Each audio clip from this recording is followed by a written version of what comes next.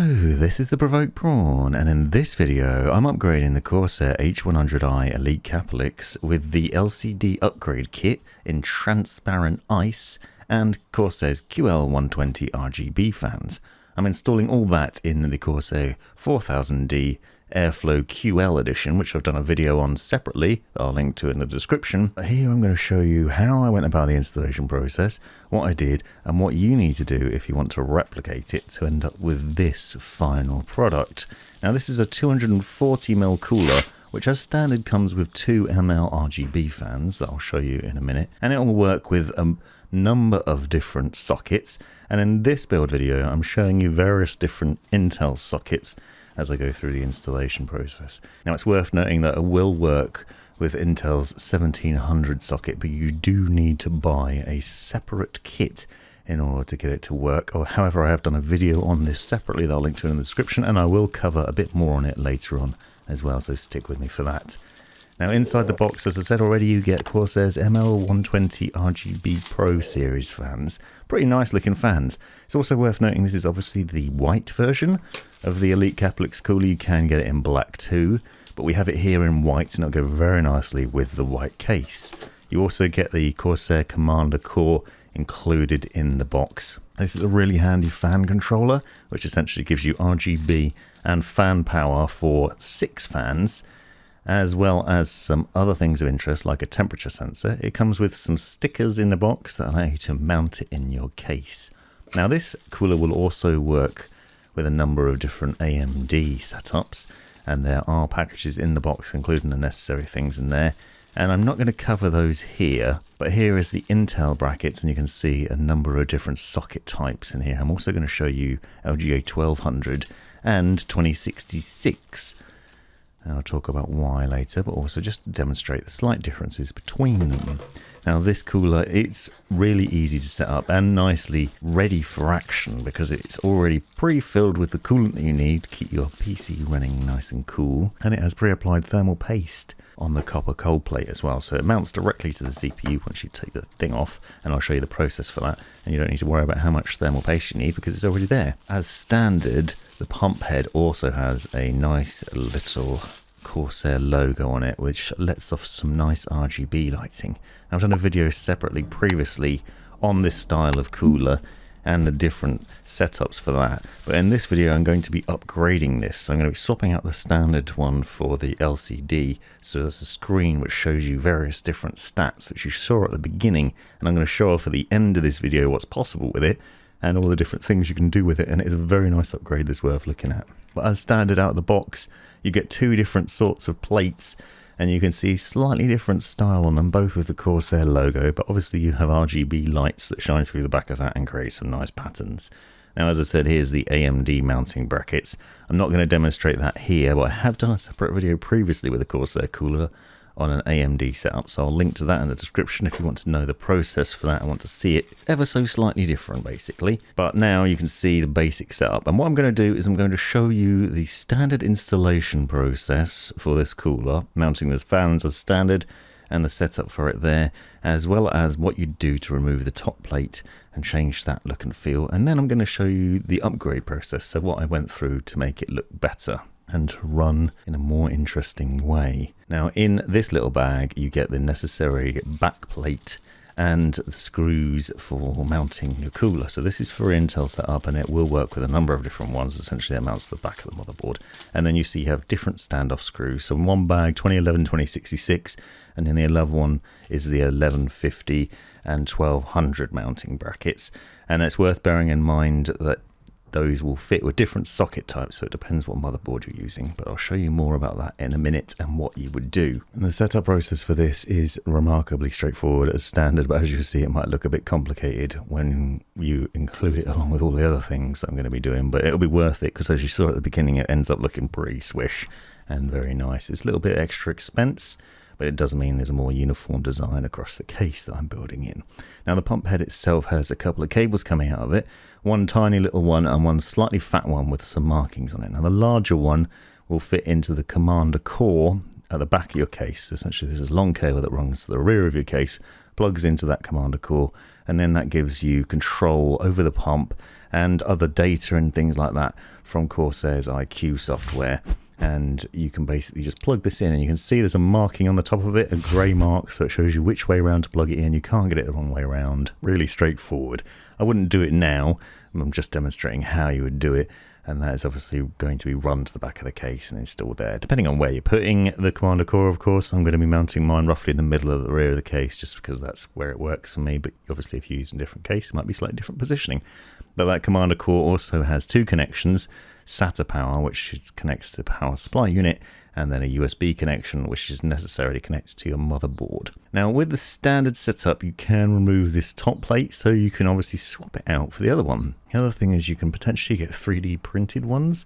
There are companies, I believe, which do sell plates specifically for this cooler or this lineup of coolers, so that you can swap this out, and you'll see that basically it comes with a little Allen key, and you basically unscrew the little screws that are included in there, and then just pull it off. It comes off really easily, and then you can put the other one on. So you have two different options included in the box, but you can obviously get extra ones, additional setups for a slightly different design. It's a nice looking cooler as standard, and I have done a video previously showing off what this is like, and it is a very nice look and feel with some various different RGB lights that go around in different patterns in the center there. But obviously which one you choose is up to you, personal preference, but the swapping process is really straightforward and fairly easy. Obviously I have minimized the amount of time it takes, but it is pretty standard. So that's the standard setup for that, and now I'm going to show you the installation of the fans. Now the fan installation is worth considering where you're going to be mounting the cooler. I am mounting mine on the top of the case with the tubes facing towards the front, just because that's the way I want to do it. There's no wrong way in terms of mounting it. If you want to mount the tubes the other way around towards the back of the case, that's fine. They might be out of the way of the RAM there, for example, but in the case I'm mounting this RAM on both sides of the CPU, so it doesn't really matter. Next stage is to consider where you're going to be putting the fans. So I am top mounting this radiator. You could potentially front mount it. Don't put it on the bottom of your case though, because you don't ever want the pump head to be above the radiator. I have done a video separately on why this is important. The next stage is actually not to make the mistake that I'm making now. I've done this a few times, but I'm just demonstrating the stupidity of not thinking out what you're doing. So I'm mounting the fans with the fan blades facing down, so they'll be facing down in towards the case. That is correct, because what I'm doing here is I'm pulling air out of the case and out through the radiator and out of the top of the case. So I'm exhausting air through the radiator and out the top. But what I have done is I've put the fans the wrong way around, so the cables will actually be facing the front of the case. So actually what you want to do is flip them the other way around, and I'll show you that in a second, because I'm going to do it with the QL fans once I realised I made my mistake. Obviously, if I was mounting the cooler the other way around, the tubes at the back, that wouldn't be a problem. But the goal here is to get the two lots of cables from both fans to the rear of the case and hidden away nicely, because you don't want them obviously in the way. Once they're at the back of the case, they can then be plugged into the commander core. And on one side of it, you have the RGB connection, where it clearly says 2 RGB hub on the fans, and on the other side, the power connection. Now, I've done a video separately on how to set up Corsair's QL fans and other fans, and I'll link to that video in the description, basically talking you through the different setup processes for that. But in this case that I'm building, I only have 6 fans, so this control box is actually perfect for the number of fans that I'm going to be setting up. What I would recommend, however, is making sure that you put them in order of sequence in terms of where you want the RGB lighting to go. So if you have fans on the front of your case and you want the sequence to go through that first, then start with that in position 1 and work upwards all the way across, if that makes sense.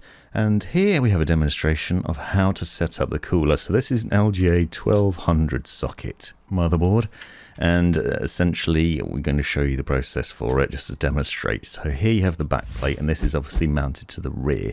It has a little bit of a sticky tape in the middle that you remove, and then you stick it down. You'll see that there are 4 pins that are adjustable into the various corners, so you can get it to position nicely into the holes, and then basically just push it through and hold it down for a second so that sticky tape holds it nicely in place. What you then do is flip the motherboard over, and I do find this is the easiest way to do it before you've installed the motherboard in the case, because it gives you easier access depending on the case. Some of them you might have easy access to the back, and it might be straightforward. But now we have the 4 pins sticking through, we need to find the right standoffs. So this is LGA 1200 socket, so we need the bag with LGA 1200. and 1150. There's similar setup in terms of what standoff screws you use there. So we're taking those out, and you can see what they look like here, basically the same length on either side, and we screw those into the 4 points and make sure they're nice and tight. What this does is it allows you to position the cooler over the top of this onto the CPU, which I haven't yet installed because I'm not actually going to be using this motherboard. This is just for demonstration purposes. So naturally you'd install your CPU, and then once everything's mounted, you'd put the pump head down over the top of these 4 points, remembering to remove the plastic cover that is in place at the moment protecting the thermal paste here. You see that pre-applied thermal paste. Remove that cover, put the pump head down onto the CPU, and then use the 4 thumb screws to hold it into position. So you'll find in the other bag with all the other screws there are some chunky thumb screws in here, and use those to put it down into place and hold that down. Gentle pressure applied to each corner, carefully screwing it down until it's nicely seated. Now, the little cable that comes off of the pump head, that will install into probably the top right, roughly. So on this motherboard, it is roughly in the top right. You can see there is a pump fan 1. Now, you usually have pump fan 1 or AIO fan or CPU fan. You can use either of those 3. I tend to go for AIO fan or pump fan is the most logical one because that's what it is. And here is a slightly different setup with a more recent motherboard. So this is an LGA 1700 motherboard, so it's a 12th gen Intel setup. And this is an Asus motherboard which actually has 4 mounting points, but they're actually drilled 2 little holes in each of the positions. So you can use the 1200 bracket, which is interesting to know. But if you're going for a 1700, then you do need a separate kit. Now, I have done a video that I'll link to in the description. You can purchase a kit from Corsair that will allow you to mount this on a 1700 bracket. If your motherboard doesn't have a similar setup with this, with multiple holes, and it just has the 1700 holes, you need slightly different standoff screws, and the various points are in a slightly different position to what they are with the other motherboards. So don't try and use different standoffs with it. You need to make sure you've got the right ones and the right bracket for your motherboard. So you basically go through exactly the same process, but you do need to purchase a separate kit, and I'll link to that information in the description. So be sure to check that out if you're using the latest Intel setup. So now I'm going to show you the upgrade process. That was a standard installation. Now here comes the upgrade. So I'm taking off the ML120 RGB fans and swapping them out with Corsair's QL120 fans. Now technically the QL fans are just nicer looking in terms of the aesthetics. The ML series of fans are actually superior in terms of cooling. I've done a video recently on the ML120 Elites, and the QLs are just nicer looking. They also fit in with the case build I'm doing, but it is worth noting that you can basically use any Corsair fans that you want to. I'm only using QLs because I also have QLs in the case. But if you wanted to swap out the fans that are included with other Corsair fans, or indeed fans from other manufacturers, you do have that option. I've shown recently how to use Noctua fans with a Corsair cooler, for example, so it is worth bearing in mind. I'll link to that video so you can check it out if you're curious. So basically we're just going through the process. Now there are multiple screws included in the box. You actually have enough to push-pull set up in here, and also to basically mount the radiator to your case. You're looking for the longer screws. I didn't mention this already, but we need the long screws to go through to the fans and into the radiator. I'm applying the same logic though, as I said earlier on. Obviously I'm going to be mounting it in this position with it on the top and the tubes towards the front, and essentially what I'm going to do now is make sure that I mount the fans the right way around this time. So now I'm putting the cables facing the other way. Now with the QL fans you have lighting on both sides. Obviously some of that is lost when they're mounted on the radiator because you won't see the rear of the fans, but the logic is the same. Basically you want to make sure the front of the fans is facing down into the case. That then exhausts air through the top. Heat naturally rises, so we're pulling cold air in through the front of the case and then exhausting the slightly warmer air up and out of the top through the radiator. That will still cool the CPU and make sure that it's running nice and cool, and I will have some benchmarks and tests later on to show you the difference. I'm also going to show how loud the QL120 fans go in this case as well, so stick with me for that to the end, find out more and let me know what you think about a build so far. If you have any questions, be sure to drop them in the comments as well, and I'll see if I can help. And if not, head over to my Discord and ask me there if you need support. Now, the upgrade kit. The upgrade kit is available in various different formats. You can get it in white. I've done a video on the black version, but this is the new one. This is an ice version, as they're calling it, which you can buy directly from Corsair, and I'll link to that in the description. Basically has a transparent housing on it.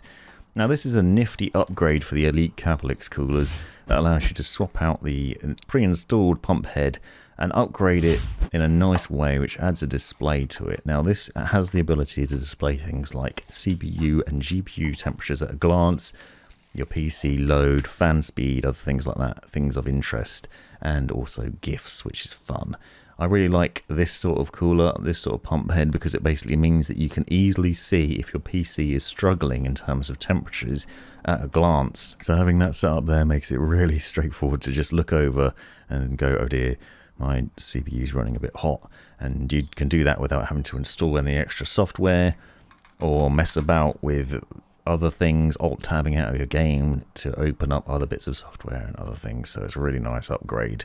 The process for installing it is also pretty straightforward. You'll see in the box you basically got the upgrade kit itself, a USB splitter, and I'll talk about why in a minute, and some screws.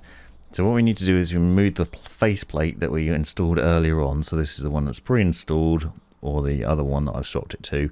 Take that off with the screws in the same way, and then you can remove the top of the pump. You'll see underneath there you have 4 different screw holes, as well as a little plug system. Now the screws included with the upgrade kit basically go into those screw holes, and then they work by essentially giving the magnets on the underside of the display upgrade kit a place to snap onto. So this makes it really easy to install, but you basically need to put those 4 screws in. You'll notice there's also a little plug socket on both parts of the upgrade kit and the pump, so basically you can't get it on the wrong way around. There's also a gap on the right hand side where the tubes go, so you can basically position it in there and then snap it into place. It clips in really easily as long as you've got those screws in there. If you don't have it, then it'll be a bit more difficult. One thing that I will note is that it does have plastic all the way around that you need to peel off, so there is some plastic on here which is a bit fiddly and a bit of annoyance, but you do need to peel it off. You can see it's quite difficult to get off, so it's worth doing. It's definitely worth doing before you install this in your case, let me tell you that. Now out of this you have a slightly different setup, and it looks a bit different in terms of the cabling, but the logic's the same. You'll notice that this now has a USB connection coming out the top of the pump head. And that's because that needs to connect to your motherboard in order to allow you to control what's shown on the display. So you now have 2 USB connections, because we're going to have one on the commander core and one on the pump head, and that's what the USB splitter is for, because it means you can basically install both and only use one USB connection. So I'm now showing you the mounting process for the commander core. Using the 3M stickers mounting to the back of the case, I've positioned it in the Corsair 4000D where the SSD tray would normally go. Now in this case there are QL120 fans already pre-installed, so I'm going through the process now of basically connecting those up to the commander core, both the RGB lighting and the fan power connections as well. So both lots are being connected up here on either side of the commander. This basically means that all the fans, including the ones on the radiator, are being connected up to the commander core and enabling it to give power and control. This commander core can manage different Corsair fans, but I wouldn't mix and match, so I advise against it. Now I'm using an LGA 2066 socket motherboard here. This is an Extreme Edition 9980XE i9 processor. The good news here is there's no backplate, because it already has sort of a backplate installed on it, and you'll notice the different standoffs. The processor is again the same sort of logic, but there's no backplate to install. So this is an older motherboard, but it is an Extreme Edition, so it's a pretty powerful CPU. And basically the standoff screws use the short end into the motherboard, and then the longer end protrudes out of it. So we then have that set up, and we're going to go about the process. Now obviously the motherboard's into the case. I'm now going about the process of installing the radiator onto the top. This case will actually handle up to a 280mm radiator on the top, or a 360 on the front, but a 240 I find is a nice fit in terms of size and fitment and also positioning, and it's a lot easier to install. So now we're basically going through the process of setting it up on the top of the case. Again, making sure it's in the right position. And what I'm also doing is running those cables through to the rear. So the cables from the fans, for example, obviously there's 4 cables coming out of the fans that need to be run to the back to plug into that commander core. Just making sure they're going through the top before we go about installing it, because it makes life a lot easier. Then you just need to line the radiator up with the holes at the top of the case and use the small screws. So in the box you'll find there are some small screws with washers in them. Basically pop them into all the holes and tighten it up to hold it into place. It's worth doing this slightly loosely so you can then have a look at the front of the case and work out the positioning of the radiator, and if you're happy with it, or if you want to slide it over a little bit and then tighten them up once you're happy with where it's positioned. I actually got it in fairly central, pretty happy with that and the setup and what it looks like so far. And now we just need to go on with the rest of the process. So now we take off that cover, the plastic cover, and we're basically going to mount this cooler down onto the CPU.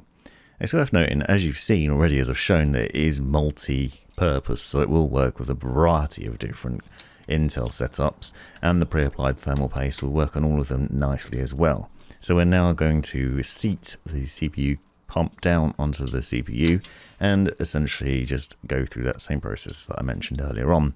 So the fat thumb screws that are included in the box, put them into each corner. I'd start at one corner and then go for the diagonally opposite corner and install them gently and carefully, but making sure they're screwed all the way down without over tightening. Take care doing this, because you don't want to damage the CPU or the motherboard or do any excessive pressure that might cause problems. But you also do need to make sure they're tight enough so that there's a good seal between the pump head and the CPU to make sure it runs cool. If you find it's running too hot, you might not have put enough pressure on there. So now we need to run the cables to the rear and plug in the other ones. So as I said already, plugging in that tiny little one goes into the top right corner into the AIO pump section. So basically roughly in this top corner up here you'll find pump fan 1. Don't get it confused with system fan headers. Those are used for the case fans. You need to make sure it's connected up to the pump fan, and then that will allow for control of that. The other cables we've run to the rear, so now you can see that was a slightly fatter cable than we did previously, and this basically has the same logic. This runs to the back and then plugs into the commander. Again, you'll see that it has a little grey mark on the top of it, so you can't plug it in the wrong way around. That plugs into the top with relative ease and connects up nicely there, and that gives you control of the power and other things over the pump. But you also need to make sure, don't forget that the USB connection also needs to be connected up. Use that Y splitter if necessary to connect up the USB connection to the motherboard. It depends on your setup.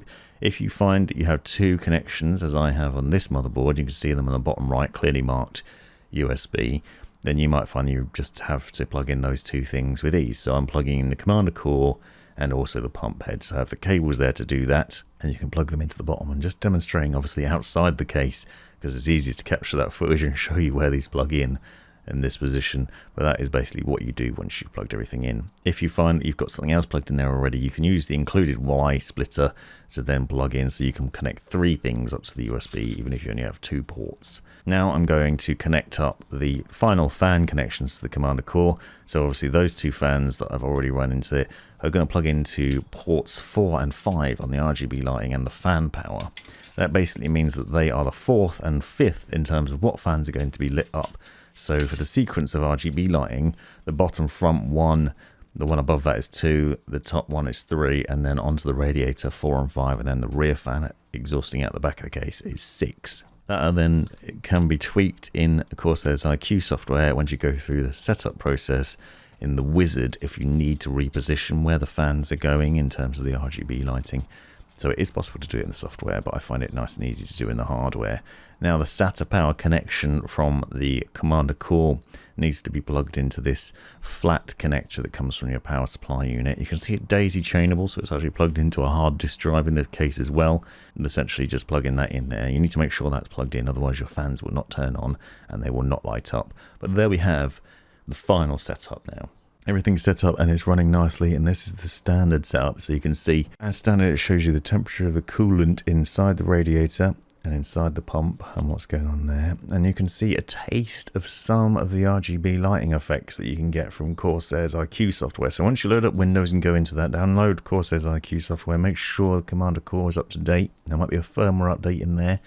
You go through the setup wizard to run that, and then you can go in and tweak the different fan lighting so you can see all the different variations in the lighting there. Now, one of the things I wanted to do was basically test the different speeds of the fans. So I actually have gone through 2 different tests. I'm going to do a video separately in the very near future, so subscribe if you aren't ready to see this.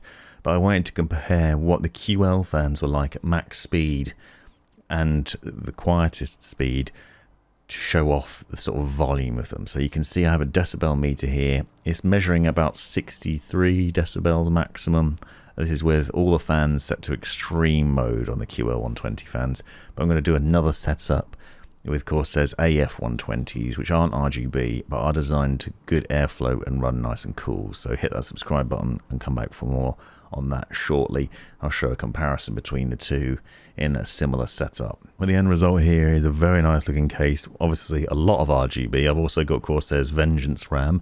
You can see the RGB shining through from the pump head, and you'll also notice the Prawn GIF as well. So it is possible to change what's shown on the display, and there are a number of different things that you can go through, including the temperature of the CPU package, for example, and you can also tweak various different things to show the speeds and other things available in the cooler. So you can go through all sorts of things, and I'm actually speeding up some of the steps here, but one of the things of fun that they have added in is that you can now show the temperature of the CPU and the GPU. So I've actually marked, because I'm using Intel and NVIDIA, I've changed the colors so that green represents the GPU temperature and blue is the Intel CPU.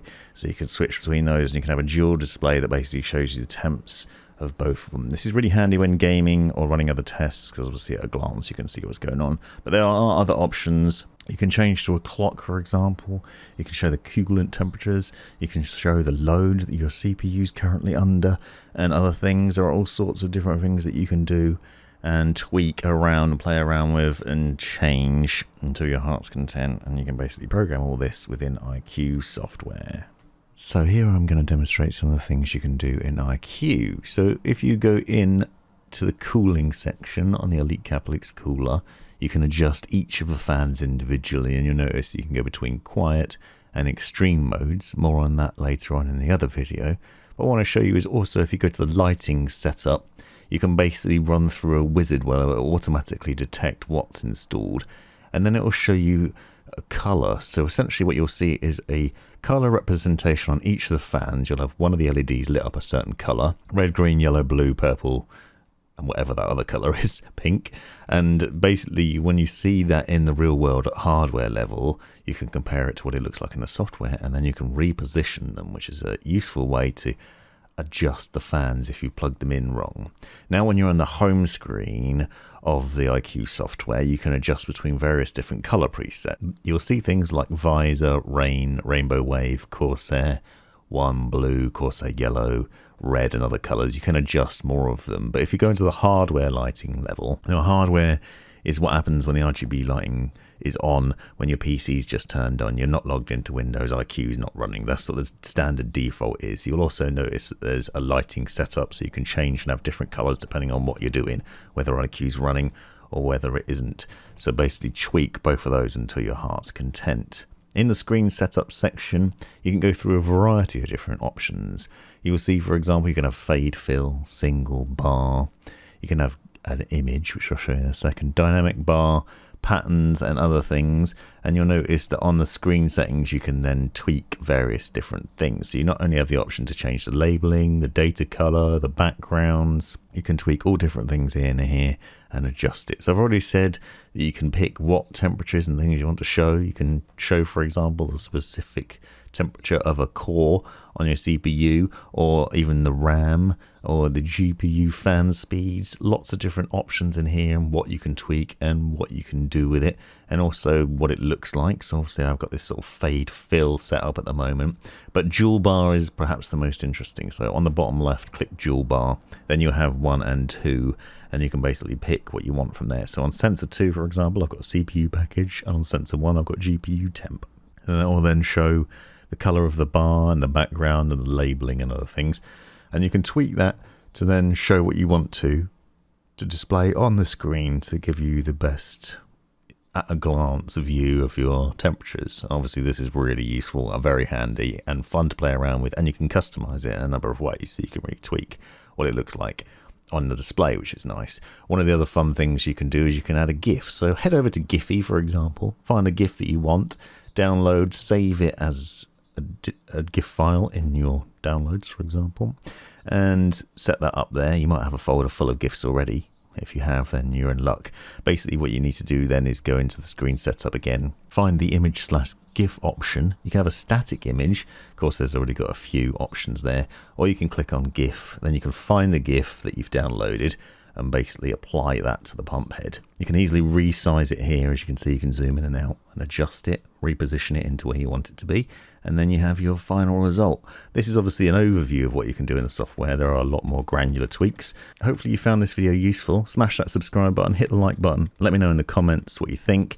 And if you've really found this video useful, why not click that join button to join these extra awesome legends that support my channel. Thanks for watching. This has been the Provoked Prawn. Hope you found this video useful, interesting, hilarious, or otherwise. Take a look at these other videos that I think you might find interesting as well. And have a look at the description for links and other information you might find useful. Click that join button to see the benefits of being a member of my YouTube channel. And most importantly, have a great life.